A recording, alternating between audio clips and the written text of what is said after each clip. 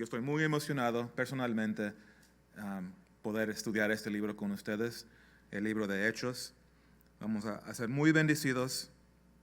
Van a ver en el libro de Hechos el gozo de los primer cristianos, los primer creyentes, su gozo, su compromiso a Dios. Vamos a ver su gran fe. Vamos a ver sus pruebas y cómo vencieron. Vamos a ver que eran personas de oración, de fe y confiaban en el Espíritu totalmente. Y va a ser de gran bendición para nosotros. Entonces, ¿qué les parece si oramos primero? Amén. Padre, te damos gracias por esta noche. Gracias por tu palabra, Señor. Gracias por una oportunidad de iniciar este nuevo estudio en este nuevo día aquí en la iglesia. Es un nuevo día para nosotros el jueves. Y gracias por lo que tú vas a hacer, Señor. Ayúdanos, sigue instruyéndonos. Queremos crecer en ti, queremos conocerte, Dios, y queremos hacer tu voluntad. Entonces ayúdanos, Señor. Danos fuerza para obedecer lo que tú nos vas a instruir en tu palabra. Oramos en el nombre de Jesucristo. Amén. Amén. Bueno, Jesús está vivo. ¿Cuántos lo creen? Claro que sí. Eso se trata de nuestra fe, cristianismo. Jesucristo está vivo. En el libro de Hechos vamos a aprender bastante cómo creció la iglesia, cómo es que inició en Jerusalén y salió a todo el mundo. En un tiempo muy corto, el Evangelio de Jesucristo salió a las naciones. Y es muy interesante porque sabemos que fue algo sobrenatural, cómo Dios llevó este mensaje de salvación a las naciones. Comenzó en Jerusalén, eso lo sabemos, y llegó hasta Roma. Y algunos creen que llegó en ese tiempo hasta España. Muy probablemente que sí fue así. Entonces es muy importante que tú y yo como creyentes entendemos este libro muy bien. Que lo estudiemos, y eso es lo que vamos a hacer, para ver cómo es que creció la iglesia, cómo es la iglesia. Entonces es un libro histórica. Vamos a ver muchos hechos. De hecho se llama el libro Los Hechos de los Apóstoles. Pero lo interesante, es un libro de historia, pero solo cubre unos 30 años. Es interesante porque es un tiempo muy corto. Y vemos tanta acción y se parece como era todos los días. Como, wow, es tanto, mucho estaba pasando en estos días. Pero les recuerdo, era 30 años. Entonces no era así todos los días. Y a veces podemos ver eso, pues yo quiero ver esto. Pero recuérdense de ese detalle. A veces nos olvidamos del tiempo. Son los primeros 30 años de la iglesia. Es la historia. Y eso es lo que vamos a ver primero. Les quiero dar un poco de trasfondo. Estaba luchando durante la semana en preparando si les invierto en el tiempo de dar el trasfondo o luego entramos al verso 1. Pero yo creo que es importante ver el trasfondo para entender el contexto. Entonces, al principio va a ser mucha información y luego vamos a entrar al verso 1. Espero que están listos para tomar notas. Primero, el título es Los Hechos de los Apóstoles. No es el mejor título porque realmente no vemos todos los apóstoles aquí. Es algo, por eso muchos dicen, eso no es un buen título. Este título se fue dado como el segundo siglo. Entonces, por ejemplo, Pedro y Juan son los dos apóstoles principales. Vemos un poco de Juan, se menciona unas veces, y tal vez uno más, pero ya después de eso, los apóstoles originales no lo vamos a ver mucho en el libro de Hechos. Entonces, por eso muchos creen que realmente no es un buen título, los Hechos de los Apóstoles. Yo voy a dar otro título, yo no lo inventé, pero sí fue interesante el título y nos ayuda a entender el tema. El título es esto: Los Hechos de Jesucristo por su Espíritu Santo a través de su iglesia. Porque eso son los hechos de Jesucristo a través de su Espíritu Santo, por su Espíritu Santo, a través de su iglesia. Y por eso le puse el título del mensaje de hoy, Jesús está vivo, porque Él está obrando hoy en día. Lo que vamos a ver, lo que vemos y vamos a estudiar en el libro de Hechos sigue hoy. Estos son los hechos que están continuando hasta hoy. ¿Quién escribió este libro? El autor es Lucas. Sabemos que Lucas, el mismo, el que escribió el Evangelio de Lucas. Les voy a dar unos datos interesantes de Lucas. Primeramente, fue un gentil. Fue un gentil. No era judío. Eso quiere decir que Lucas era el único escritor en la Biblia que no era judío. En el Nuevo Testamento. Algo muy interesante. Sabemos que Lucas fue doctor. Fue doctor. Sabemos que fue compañero de Pablo y fue fiel, acompañando y apoyando el ministerio de Pablo.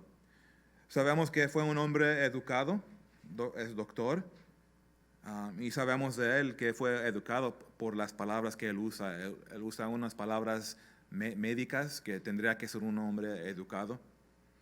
Y él escribió el libro de Hechos como un histórico, grabando los detalles importantes de quién, dónde, el tiempo.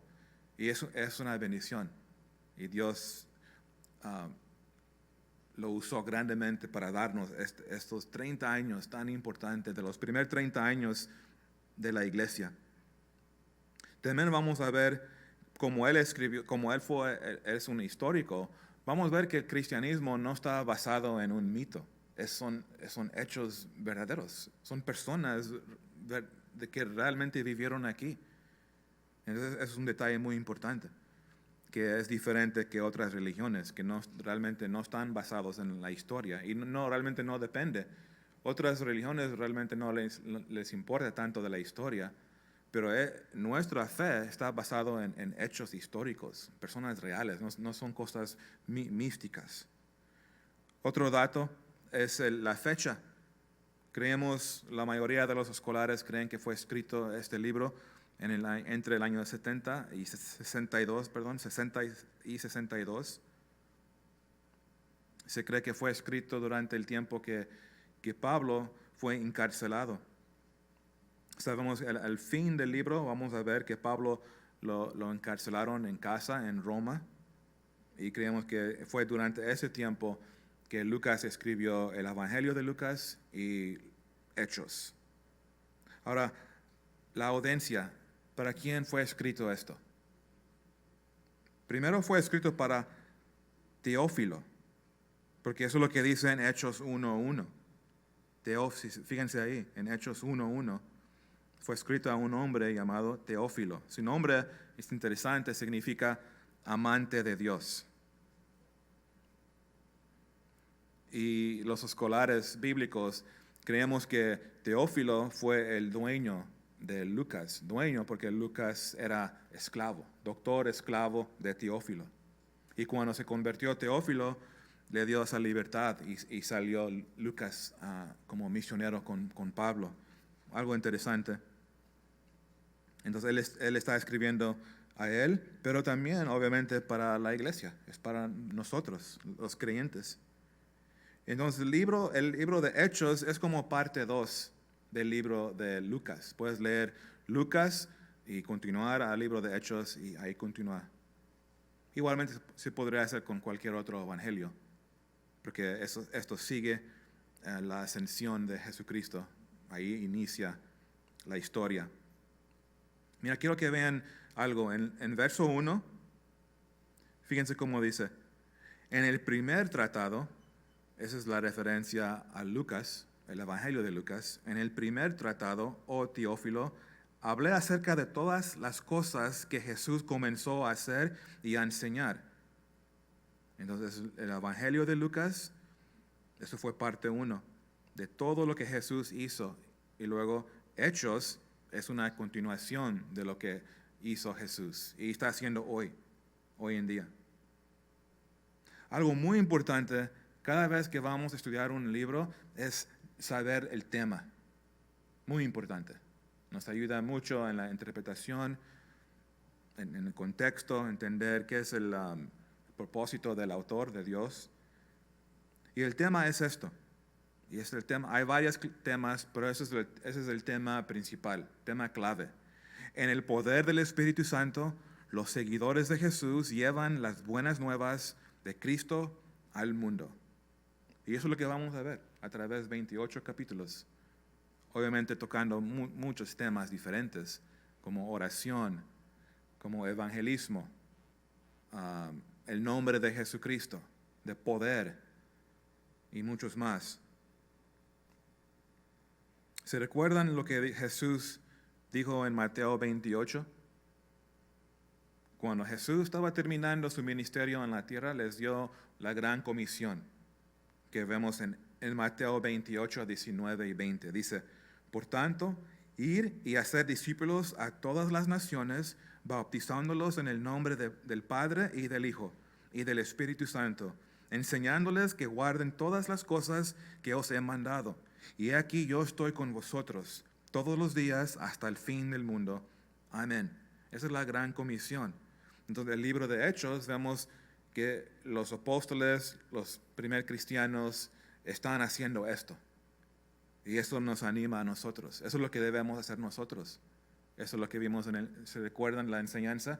El propósito de la iglesia. Hablamos bastante de esto.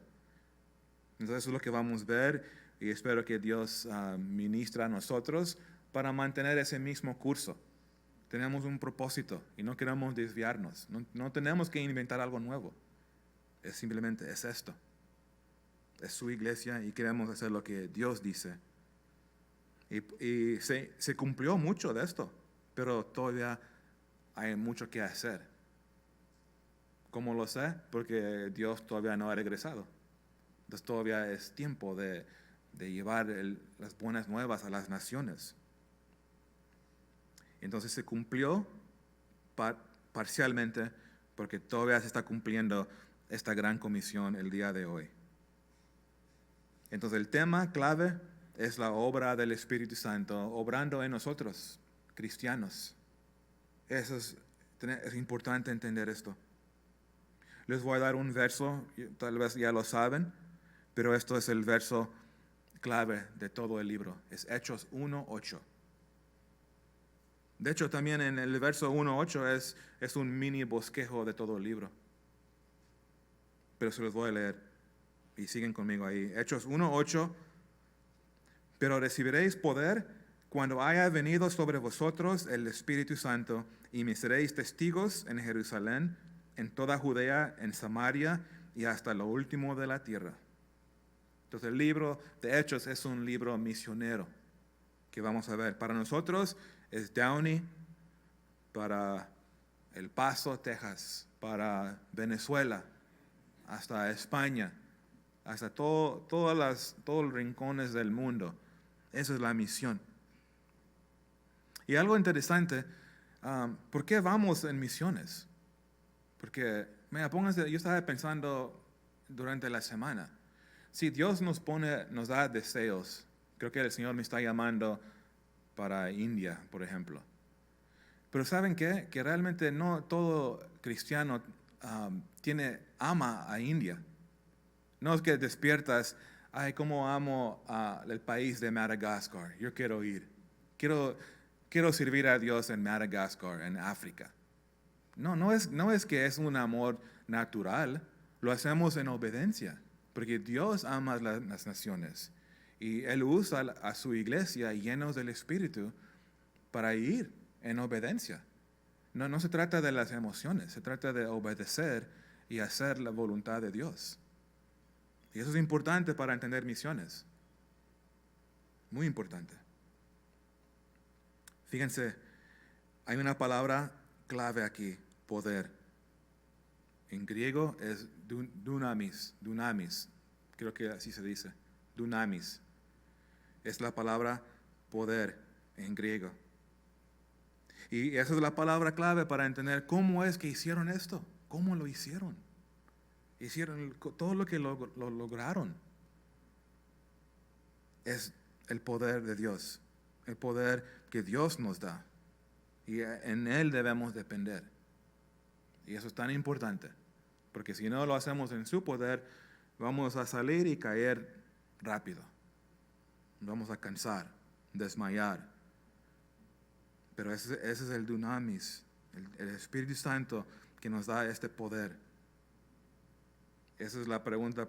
Si tú, vamos a ver cosas y vamos a pensar, wow, ¿cómo lo hicieron? Entonces recuérdense del verso clave. Es Dios en ellos.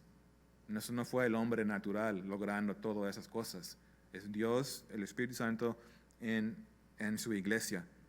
El Espíritu Santo se menciona 54 veces en el libro. Bastantes veces. Es importante entender esto. Hay otra énfasis grande que vamos a ver, es oración. Predicando el evangelio, evangelismo, misiones. Cada vez que se enseña ese libro, salen misioneros a ver quién Dios va a llamar. Tal vez ya tienes un deseo y Dios va a confirmar algo. Es difícil estudiar el libro de Hechos y no pensar en, wow, ¿dónde Dios me podría usar a mí? Ahora, un bosquejo muy simple. Es bueno dividir cosas para poder estudiarlos más fácil. Y este libro simplemente se divide en dos partes. Capítulo 1 al 12 se enfoca en el ministerio de Pedro. Pedro, lleno del Espíritu Santo, fue un testigo de Jesús en Jerusalén, Judea y Samaria. Y luego, capítulos 3 al 22, vamos a ver el enfoque se mueve en el ministerio de Pablo. Pablo, lleno del Espíritu Santo, testigo de Jesucristo, que fue a las naciones. Entonces, esa es la división. Ahora, ¿por qué es tan importante este libro? Lo digo muchas veces, es muy importante este libro. ¿Por qué? Primeramente, nos muestra a nosotros la importancia de nuestras vidas del Espíritu Santo. Lo necesitamos diario. Y lo vemos, los apóstoles. Sabemos que los apóstoles fallaron. Antes del día de Pentecostés, eran hombres como nosotros, que sin el Espíritu nos desmayamos, fallamos. Y ellos varias veces cayeron, no fueron fieles. ¿Se recuerdan? Jesús les dijo 3 veces que oren y no lo pudieron hacer, porque lo hacían en su propia fuerza, en sus habilidades. Pero eso fue antes del día de Pentecostés. Y podemos ver esto. A veces vemos creyentes luchando con esa misma cosa. No tienen victoria en su vida. Siguen luchando con un pecado o cayendo en tentaciones otra vez y otra vez. Es porque el Espíritu Santo, ellos no le han dado el lugar a Dios que obre. No se han rendido. Porque una vez que uno se rinde a Dios, ahora el Espíritu Santo hace una obra y hace cambios. Pero es importante reconocer esto y depender en Dios. Porque Él es el único que va a transformar. El único. Vemos a los apóstoles con miedo antes y luego los vemos como hombres sobrenatural, llenos del Espíritu, con denuedo. ¿Entra miedo? Sí, pero luego se ponen a orar. Y cuando oran, salen otra vez, continuando la obra. Y eso me anima mucho a mí, porque es igual. Hay desánimo en el ministerio. Pero en el Espíritu Santo no hay desánimo. De hecho, hay gozo. Es que vamos a avanzar. ¿Dónde más podemos ir? Ese es el Espíritu Santo. Nos levanta y nos lleva con poder. Entonces, es una razón porque es importante. Otra razón es por la historia. Es importante saber cómo inició, cómo eran esos días, cómo era la iglesia y el crecimiento. Porque tú y yo, como cristianos, queremos imitar esto. Dios nos ha dado la historia para darnos un ejemplo, un modelo. Y eso nos ayuda para poder seguir ese ejemplo. Sabemos cómo ellos trataron con problemas. Y ahí podemos aprender mucho. También el libro de Hechos es un puente entre los evangelios y las epístolas y nos ayuda bastante para interpretarlos.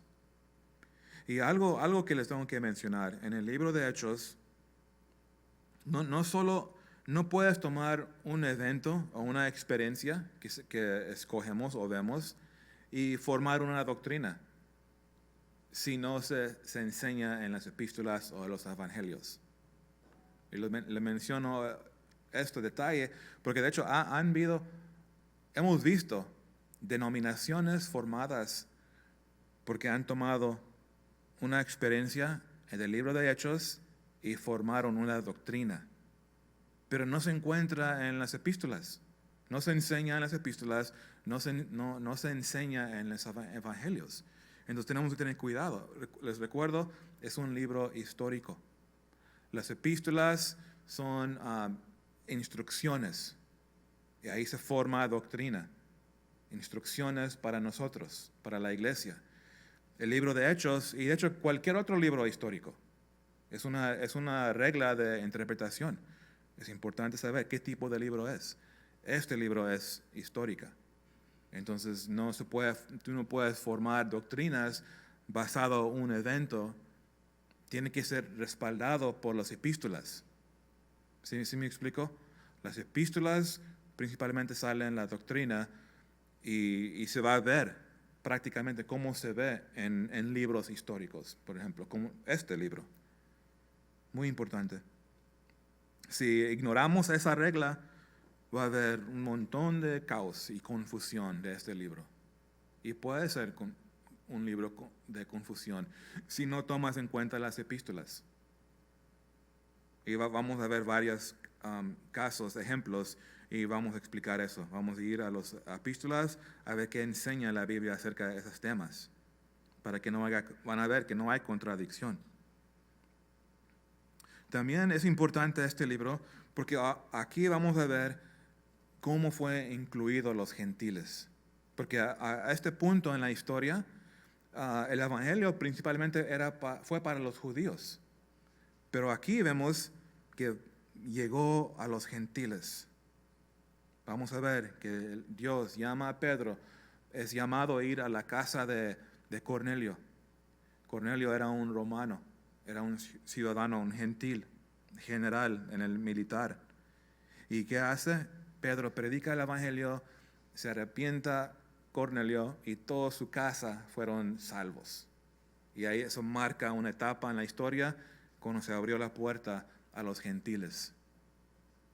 Y gloria a Dios, porque yo veo muchos gentiles aquí. Y eso es lo que vemos. También es importante porque es una transición de la ley a gracia. Y especialmente cuando llegamos a Hechos capítulo 15, vamos a ver esto muy claro. De ley a gracia. Entonces es un modelo, lo mencioné, es otra razón que es importante, un modelo para nosotros. Y vamos a ver que no era muy complicado. No tuvieron que inventar cosas para animar a la gente y formar un ambiente. Porque tú y yo somos muy consentidos aquí. Tenemos este púlpito, tenemos instrumentos, tenemos cosas muy cómodas. Pero vamos a ver que no es necesario esas cosas. Y yo estoy muy agradecido con Dios que me dio la oportunidad de plantar una iglesia. Y ahí se ve qué simple es. No es complicado. Nosotros lo complicamos. Y debemos humillarnos y pedirle perdón porque nos quejamos de cosas tan raras. ¿Cuántos se han quejado por el aire aquí? Yo sí. Sudando aquí. ¿Saben qué? Eso no es calor. Esa es la última cosa que está pensando la gente cuando recibe a Cristo. No le importa qué calor. Es un ejemplo. Pero vemos que es muy sencillo y es efectivo la palabra. Un cristiano lleno del Espíritu Santo, llevando la palabra, llevando el Evangelio, de eso se trata, hablando de Jesús. Lo demás es secundario. Y eso lo vemos aquí en el libro de Hechos.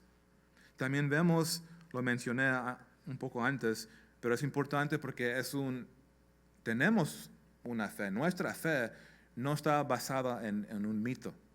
Eso es historia, hechos. Hay testigos. La historia de que nació el Salvador del mundo en los evangelios. Y luego en Hechos vemos es resucitado. Él vive, porque Él sigue obrando en los corazones de su iglesia, de los creyentes, de cada persona que lo ha recibido. Él mora en ellos. Y esa es la historia de esto. Pues cada uno aquí que han recibido a Cristo es parte de lo que está pasando en el libro de Hechos, continuando hoy.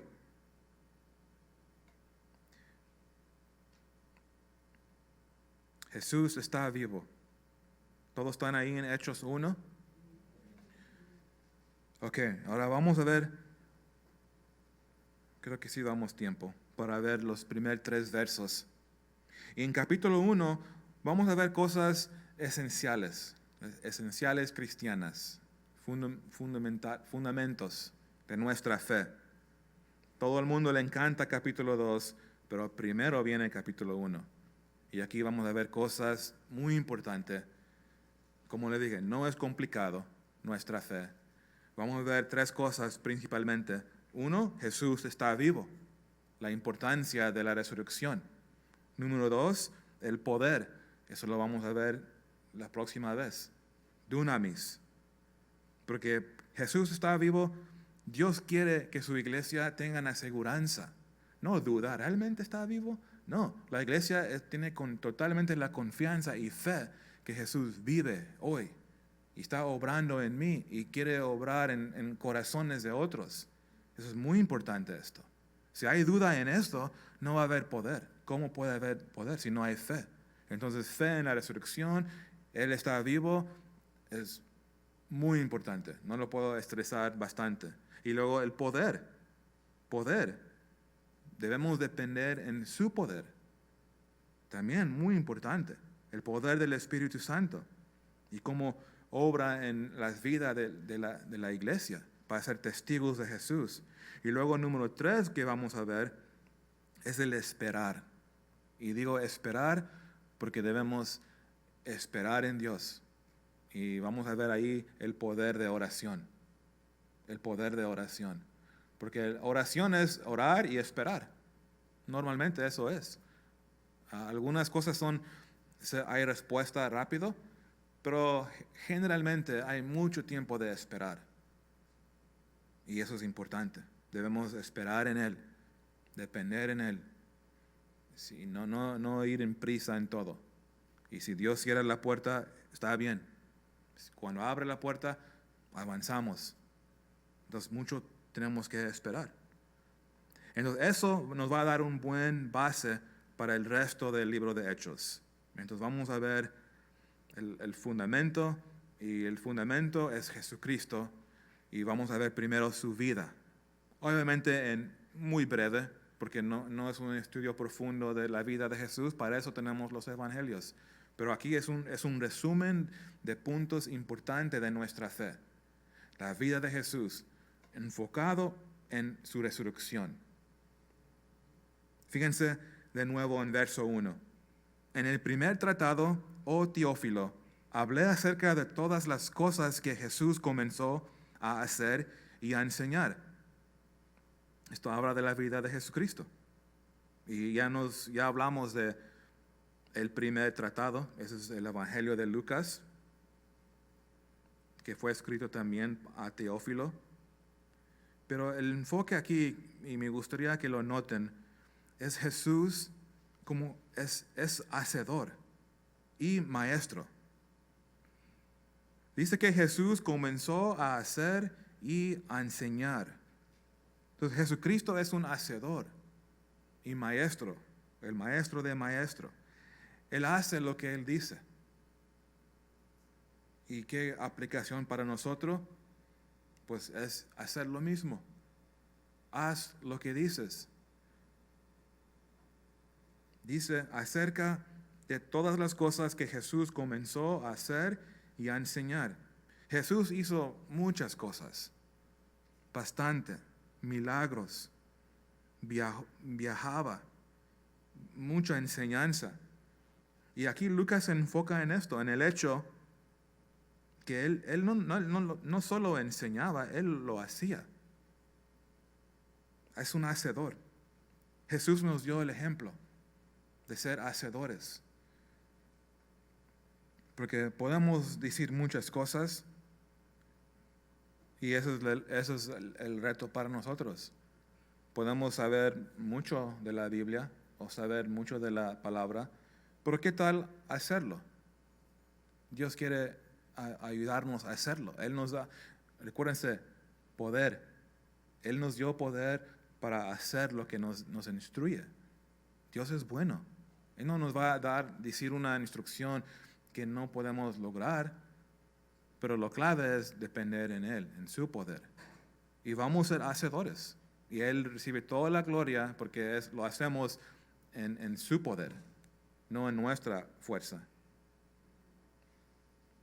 Muy importante lo que hacemos, que es lo que estamos enseñando. Noten Juan 13:17. Dice, si sabes estas cosas, bienaventurados seréis si las hicieres. A veces pensamos, yo creo que Dios quiere que hable con esa persona. Entonces, hazlo. ¿Ves? Eso es. No es fácil. Y ese es el punto de depender en Dios. ¿Cuántas veces Dios te ha hablado así? Ve a hablar con esa persona. Ve a ver si quiere oración. Acércate. Y hacerlo. Eso es. Y bienaventurados son ellos. Eso es algo para animarnos esta noche. También Santiago lo dice de esta manera. Pero ser hacedores de la palabra y no tan solamente oidores, engañándonos a vosotros mismos. ¿Ves? Nos podemos engañar porque nuestros corazones son engañosos. Hay decepción en el corazón si no nos cuidamos. Podemos venir a la iglesia, escuchar, y es bueno. Debemos estar aquí para estudiar la palabra y aprender más. Pero nunca se olviden, bienaventurados son los que lo hacen. ¿Ves? Y Dios quiere animarnos. Él quiere bendecirnos. Pero tenemos que obedecerlo. Haz lo que te dice. Hazlo. Tomar esos pasos de fe. Dios está con nosotros. Entonces Jesús fue un hacedor a lo máximo. También fue un maestro increíble, el mejor. Lo vamos a ver pronto los domingos cuando llegamos a Mateo 7, pero se los voy a leer. En Mateo 7:28 dice, eso es lo que dijeron la gente. La gente se admiraba de su doctrina porque les enseñaba como quien tiene autoridad y no como los escribas. Entonces, ¿por qué estaban asombrados cuando Jesús habló? Porque cuando Él hablaba, era la palabra de Dios. Y eso podemos tomar esto para aplicarlo. Cuando hablen, no tenemos que ser, fancy o inventar algo nuevo. Es simplemente dar la palabra de Dios. Ahí es donde está el poder. Y si hay tentación de decir más, cuando solamente se requiere decir un poco. Yo caigo en esa trampa muchas veces. No, nomás dile esto. Tal vez dale una explicación de este verso, pero no tienes que dar un sermón para cada verso que compartes. Es confiar en el poder de la palabra. Y eso es lo que Jesús hizo. Y la gente admiraba. Wow, ¿cómo enseña? Ese es el poder. Y debemos hacer lo mismo. Por eso le damos tanta importancia a la enseñanza de la palabra de Dios. Porque realmente al final no importa qué pensamos o cómo nos sentimos, es dar la palabra. ¿Verdad? En este mundo vamos a ver cosas populares que entra a la iglesia. Y a veces esas cosas nos desvían, porque son cosas que quiere entrar del mundo, porque el enemigo quiere quitarnos el poder. Si nos enfocamos en otras cosas y no en la palabra, ya esta iglesia pierde su propósito. Pues tenemos que ser fiel a dar la palabra, enseñar la palabra, predicar el evangelio. En acuerdo en Hebreos 4:12, aquí la Biblia nos dice, la palabra de Dios es viva y eficaz, y más cortante que toda espada de dos filos. Entonces, es la palabra, el poder de Dios. Dice Romanos 1:16 que es poder para salvación a todo el que cree. Primeramente para los chicanos, no se crean, primero a los judíos y también al griego, todo el mundo. Dios ama a todo tipo de persona. Ese es nuestro Dios. Pero ahí está el poder en la palabra. ¿Ves? Tan importante esto. No tenemos que complicarlo. Ahí es donde está la autoridad. Dios dice esto y sale en poder. También noten algo aquí, que también seríamos sabios imitar. Hay un orden. Primero, hacerlo y luego enseñarlo.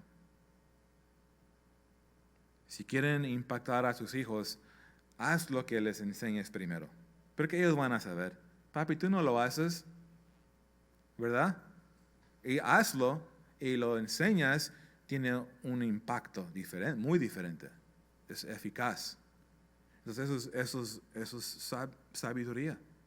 Hazlo tú y luego puedes enseñarlo. Va a ser más efectivo. Y yo creo que va a haber poder. Si quieres poder en tu ministerio, en tu casa, tienes una posición de influencia, hazlo primero. Y luego dilo, enseña, instruye tus hijos, tus amigos. Y eso es lo que vemos en Jesús, hacedor y maestro. Algo más vemos aquí que me encanta, que Jesús no ha terminado. No ha terminado, Él está vivo y lo creo, es mi pasión, vivir para Él, porque Él vive.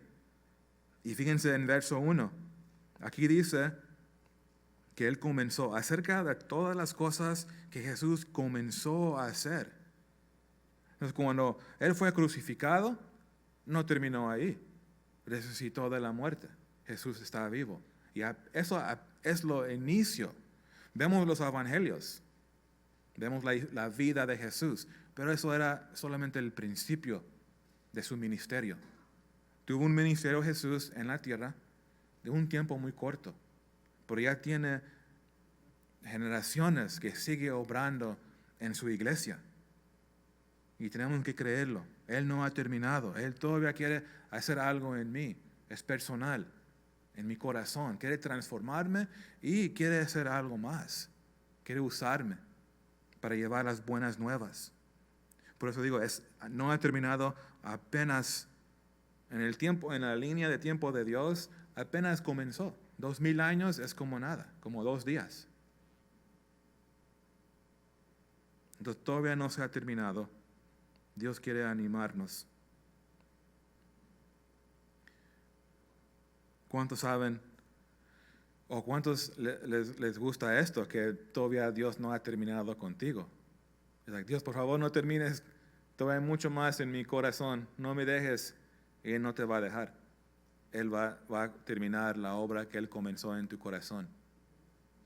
Y vamos a ver cosas que nos va a sorprender, porque Él es un buen Padre y somos sus hijos. Entonces Dios sigue obrando. Eso es lo que hace ser un cristiano tan emocionante. Es una aventura. ¿Qué es lo que va a hacer Dios? No sé, porque no ha terminado. En mi vida, ¿qué me va a enseñar este año? Muchas lecciones este año. Y hay más que venir, porque Él todavía sigue. Ahora fíjense algo más.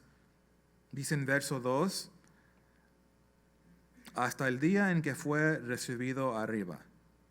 Desde ahí cuando terminó su ministerio en la tierra. Eso marcó cuando inició su ministerio del cielo. ¿Cómo? En su Espíritu Santo. Y la ascensión de Jesús es muy importante, lo vamos a ver más tarde. Pero Jesús tenía que irse.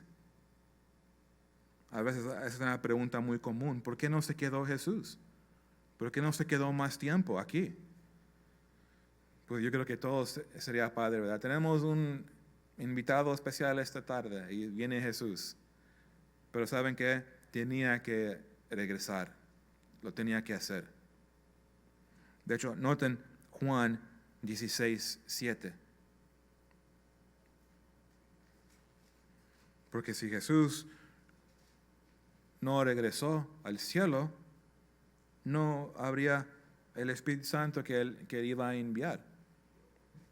Mira, dice Juan 16:7, pero yo os digo la verdad, os conviene que yo me vaya, porque si no me fuera, el Consolador no vendría a vosotros, mas si me fuere, os lo enviaré.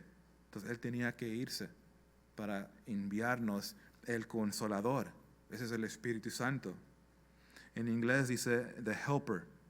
Entonces Él es mi consolador y es mi ayudante. Este es mi Dios, el Espíritu Santo. Entonces por eso tuvo que ir para darnos consolador, el ayudante, poder, el Espíritu Santo. ¿Cuántos necesitan ayuda? Amén, uno, ok. Necesitamos ayuda. Y Dios tuvo que irse para poder cumplir la promesa del Padre. La promesa del Padre fue dar el Espíritu Santo a su iglesia. Entonces tenemos ayuda, tenemos todo lo que necesitamos, hermanos. Todo. El Consolador. Dios con nosotros. Entonces es Dios, su Espíritu, que nos da esa ayuda.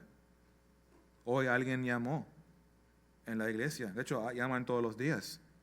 Y pude compartirle de esto. Porque estaban en una lucha, en una guerra espiritual. Y yo les mencioné esto. Pues Dios te ha dado ayuda. Entonces eso es una gran verdad. Gran verdad. Yo me recuerdo, porque fíjense, en el ejemplo en la llamada, se sonaba que estaba esforzándose en su fuerza y ya se cansó. Parece que hubo un poco de éxito, pero ya no hubo éxito y ya se cansó. Y eso es común si no nos cuidamos y dependemos de nosotros. Me recuerdo cuando fuimos a México, yo fui para ser un maestro de inglés y fui con mucha confianza, pero en mi confianza. Yo puedo enseñar inglés, hablo más o menos inglés. Entonces, en México no van a saber si lo digo mal. Entonces, yo voy a ser el experto de inglés. Entonces iba con esa confianza. ¿Qué es lo que descubrí? Descubrí que no era simplemente inglés, es una batalla espiritual. Porque me hacían burla los de secundaria. Oh, man, no estaba listo para eso. Yo pensaba que mi lucha iba a ser con el idioma, pero era más bien con esos chicos. Oh, quería ahorcarlos todos los días. Y descubrí que, ¿sabes qué? Lo estoy haciendo en mi fuerza. Y recibí poder, recibí ayuda. Igualmente como al compartir en el teléfono, fue algo que aprendí yo. Y ahora ya no quise matarlos, quise bendecirlos, quise amarlos. Y como ellos sabían, porque de ese momento eran diferentes conmigo. ¿Cómo lo sabían? Tal vez se ven mi rostro molesto y a ellos les gusta esto. Yo era ese tipo de estudiante. Si ves el maestro molesto, como le quieres picarle más, ¿verdad? Así, me imagino que así yo me miraba a ellos. Pero una vez que me rendí, Dios, yo necesito de ti. Eso es espiritual. No, eso no es solo de inglés. Tú quieres darles a Jesucristo. Eso se trata. Dios quiso usarme para hacer su obra, su voluntad. No nomás enseñar inglés. Bueno, eso es un ejemplo personal y les voy a decir muchos más. Pero mi recurso, el punto es esto, mis recursos son limitados. Mi fuerza tiene un límite. Puedo lograr poco, pero ya tiene un límite. Dios no hay límite. Siempre hay gracia, siempre hay más ayuda. Consolador, siempre está ahí. Y Él es fuerte, nosotros no. Y eso nos ayuda a depender en Él. Muy importante. Fíjense algo más. En verso 2 vemos mandamientos. Antes que Jesús ascendió, Él enseñó. En verso 2 dice, después de haber dado mandamientos por el Espíritu Santo a los apóstoles que había escogido. Hubo varios mandamientos que vamos a ver también. Uno ya lo vimos, Mateo 28, en la Gran Comisión. En Lucas 24, 49, Jesús les dio un mandamiento: quédense en Jerusalén. En Hechos 1, 4, ahí también Jesús les dijo, no se vayan de Jerusalén. Entonces los mandamientos del Señor son muy importantes, porque ahora van a ser cumplidos en el poder de Dios. Eso marca una gran diferencia en las vidas de los primeros cristianos y en nosotros. Esto es muy importante para nosotros. Lo mencioné al principio. Podemos lograr los mandamientos de Dios con su poder. Sin su poder no lo vamos a hacer. Nos desanimamos tan fácil, nos da miedo, nos desanimamos.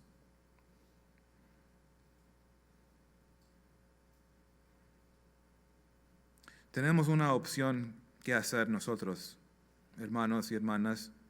Cuando Dios te da un mandamiento, tú tienes una decisión. Tú puedes escoger obedecer o no. Eso es la verdad. Y una vez que tú cambias tu mente, porque aquí está la batalla en tu mente, tú decides, lo voy a hacer, Señor, ayúdame a hacer esto. Quiero obedecerte. Es una decisión. Por eso es tan importante de meditar en la palabra. Meditar, escucharlo. ¿Qué me estás diciendo? Haz esas preguntas y luego decide.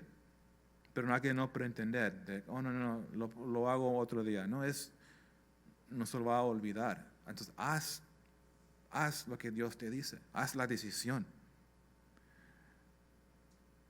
Hacer la decisión de obedecer es la mejor decisión de nuestras vidas. Es decir, Señor, me rindo a ti. Me rindo mi voluntad para hacer tu voluntad. Ahora, lléname de tu espíritu. Dame la habilidad para poderlo hacer esto, porque yo no lo puedo hacer. Eso es un buen punto en la vida de un cristiano, es reconocer esto. Que no puedo, Señor. Es cuando nos rendimos y Él dice, ok, hijo, por fin lo reconoces. Ahí te va gracia. Ahí te va más gracia. Y te lleno de nuevo. Porque no podemos ser llenos del Espíritu Santo en desobediencia. ¿Sabían eso? Es lógico. Soy desobediente. No te voy a obedecer, Dios. Ok, entonces tú estás haciendo tu voluntad. Entonces es imposible que estemos caminando en el Espíritu Santo. Muy importante esto. Ahora, esto nos lleva a otro punto importante, la resurrección de Jesucristo. En verso 3, mira, dice, a quienes también después de haber padecido se presentó vivo con muchas pruebas indubitables, apareciéndoles durante 40 días y hablándoles acerca del reino de Dios.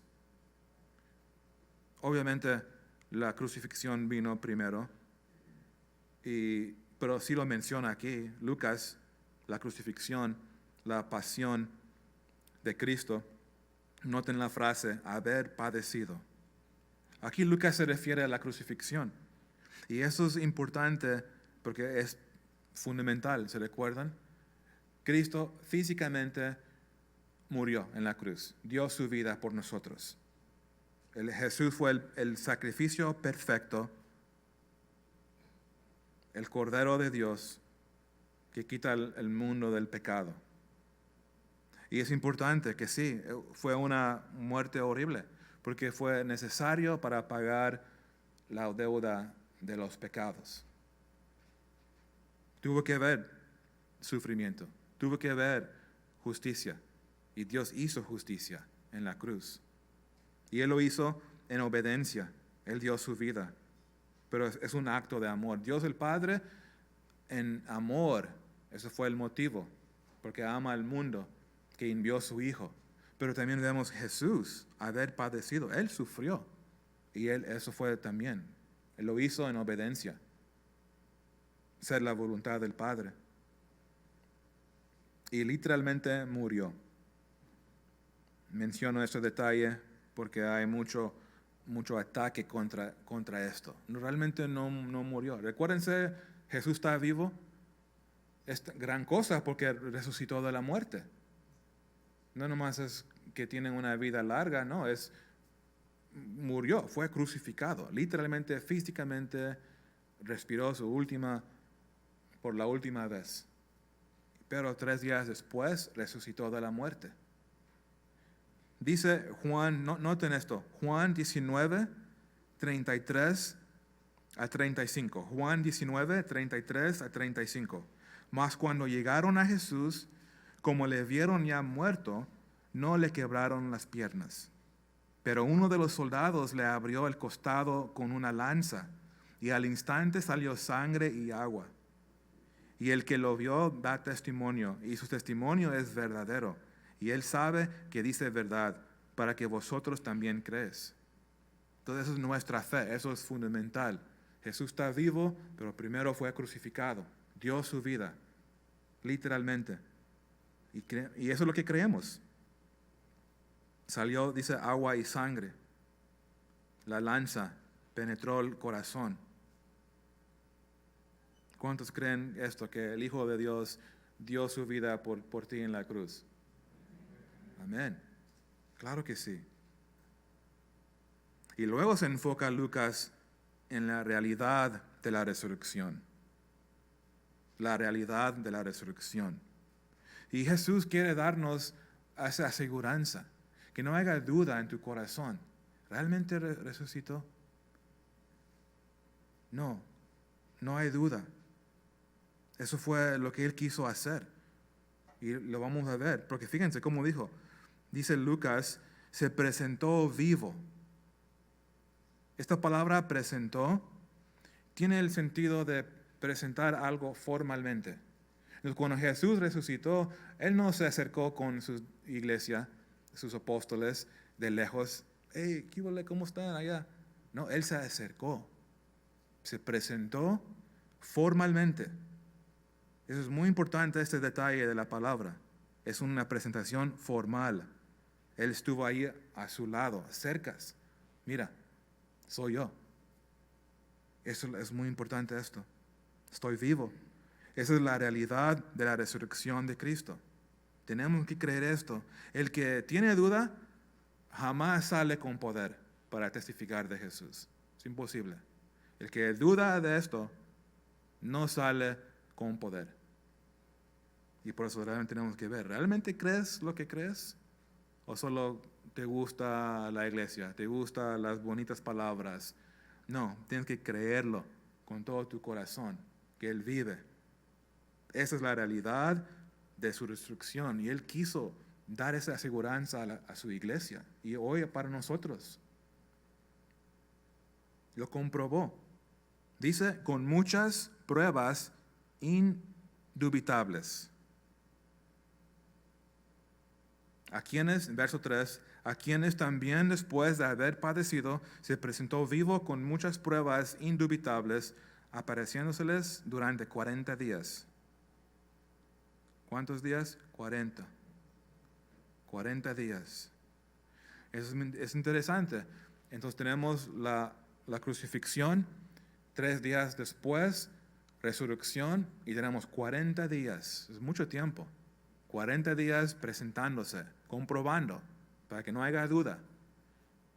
Y eso es lo que Dios hizo, y lo dice aquí muy claro. Hay mucha evidencia. Mira, noten esto, en 1 de Juan 1, 1 y 3. 1 de Juan, capítulo 1, verso 1 al 3. Dice, lo que era desde el principio, lo que hemos oído, lo que hemos visto con nuestros ojos, lo que hemos contemplado y palparon nuestras manos tocante al verbo de vida, porque la vida fue manifestada, y la hemos visto y testificamos, y os anunciamos la vida eterna, la cual estaba con el Padre, y se nos manifestó.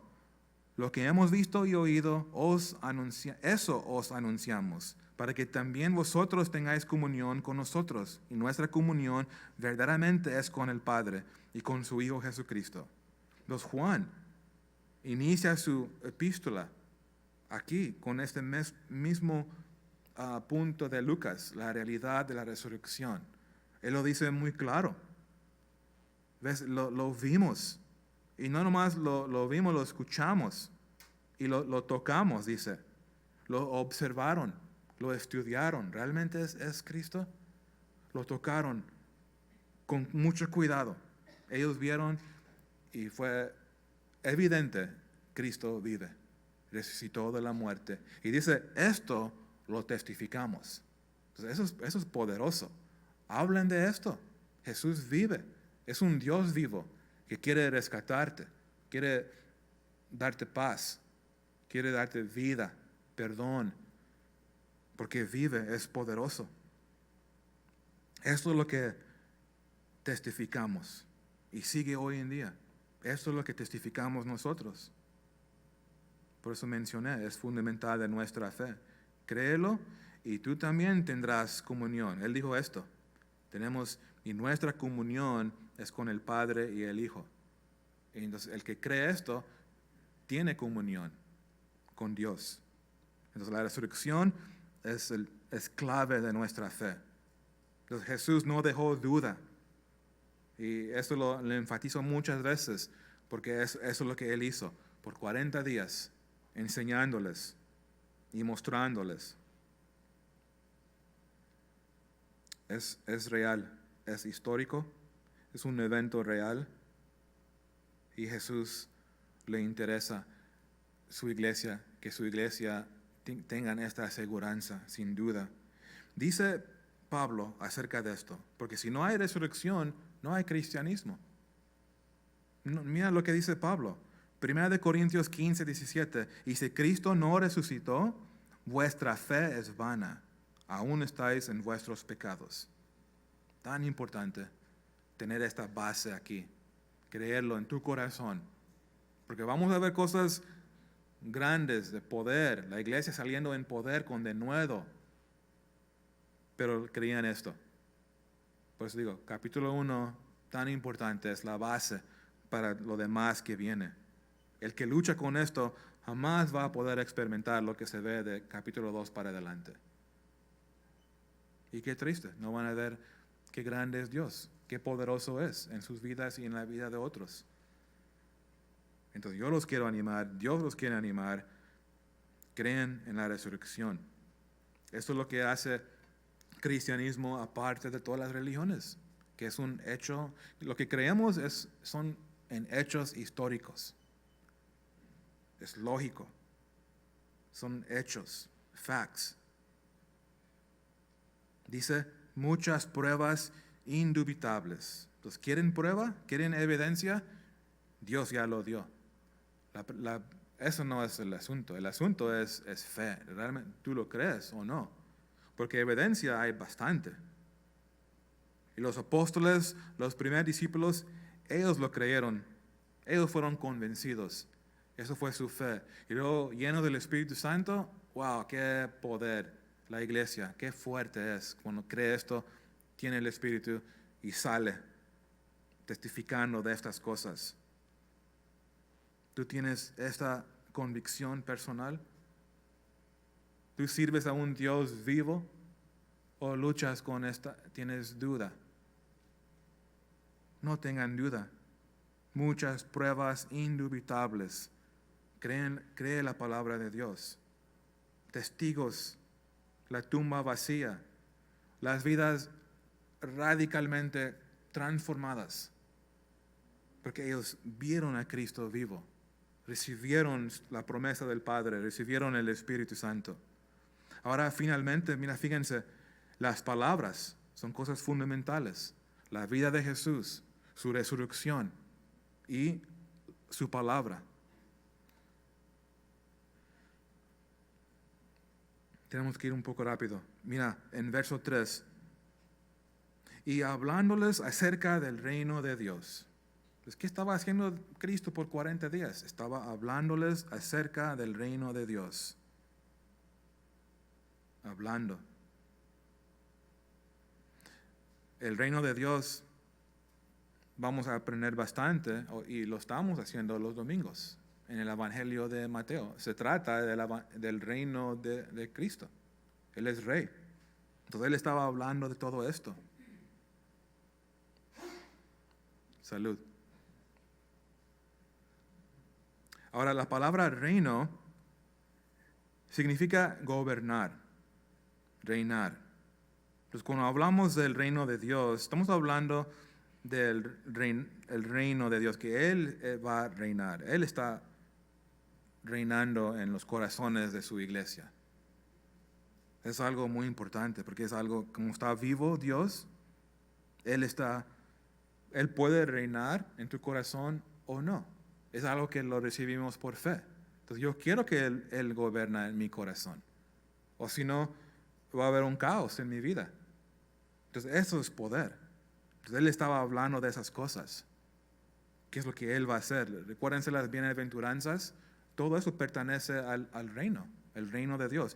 Esas son las características de los que son parte de mi reino. Yo me imagino que hablaba de todas esas cosas explicándoles. Y el Espíritu Santo va a ser clave para que se manifieste todo esto. Ellos pensaban que Dios iba a establecer su reino físicamente, porque una vez, y sería lógico, no eran tontos, era lógico, pues resucitó, ok, ahora vamos a ver, ahora sí va a establecer su reino. En Hechos 1:6, ellos estaban pensando de esto. Pero no era tiempo.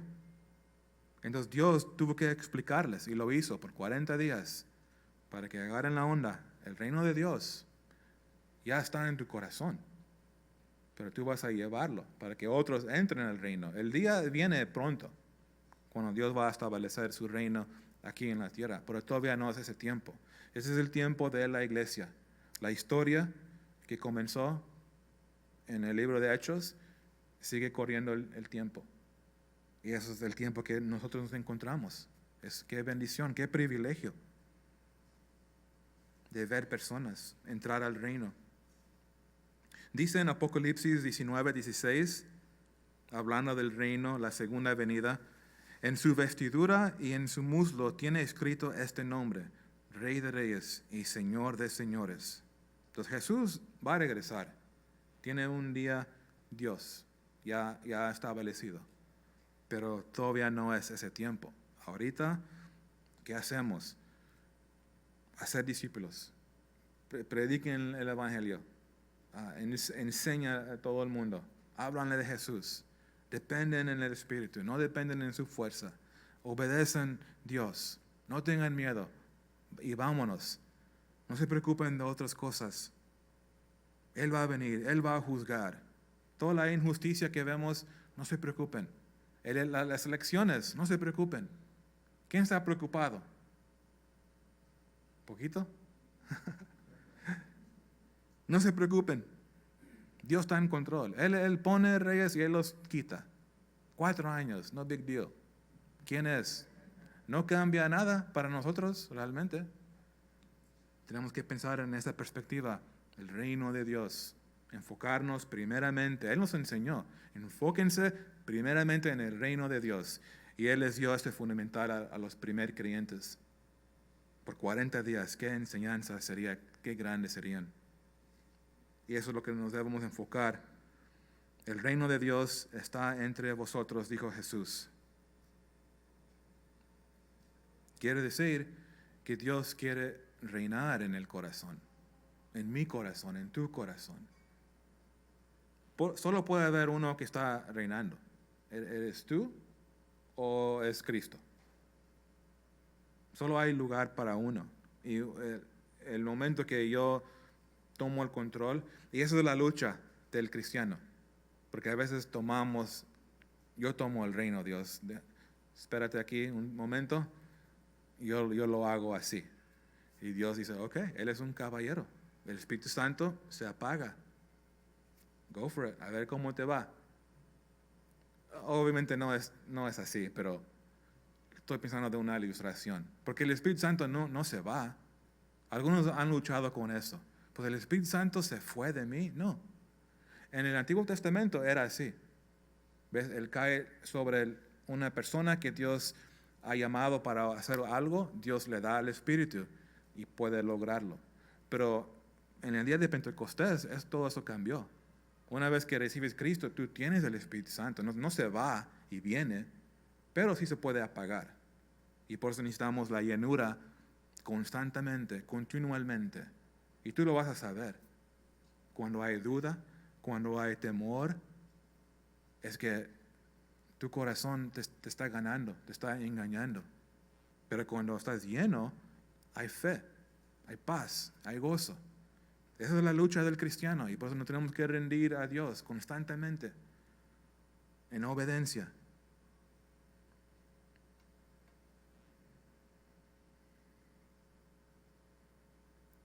Jesús está vivo, va a regresar, pero mientras somos llamados, hermanos, ser testigos de Jesús. Estar ocupados en el negocio de Dios. ¿Qué más es más importante? ¿Qué más da más gozo? Es ser involucrado en lo que Dios está haciendo. Y poder ver Dios tocar vidas. Y eso es lo que testificamos. Dios hizo esto. Dios está haciendo esto en mi vida. Yo vi lo que hizo con esa familia. Está haciendo cosas. Y eso es lo que hablamos. Y eso nos motiva. Me encanta escuchar testimonios. Entonces Dios simplemente recordándonos que Él está vivo, nos recuerda de la misión. Él está vivo porque Él está obrando. Él no se fue para escaparse de trabajar. No, apenas inició. Y eso es lo que vamos a ver en Hechos. Apenas está comenzando. Vamos a orar.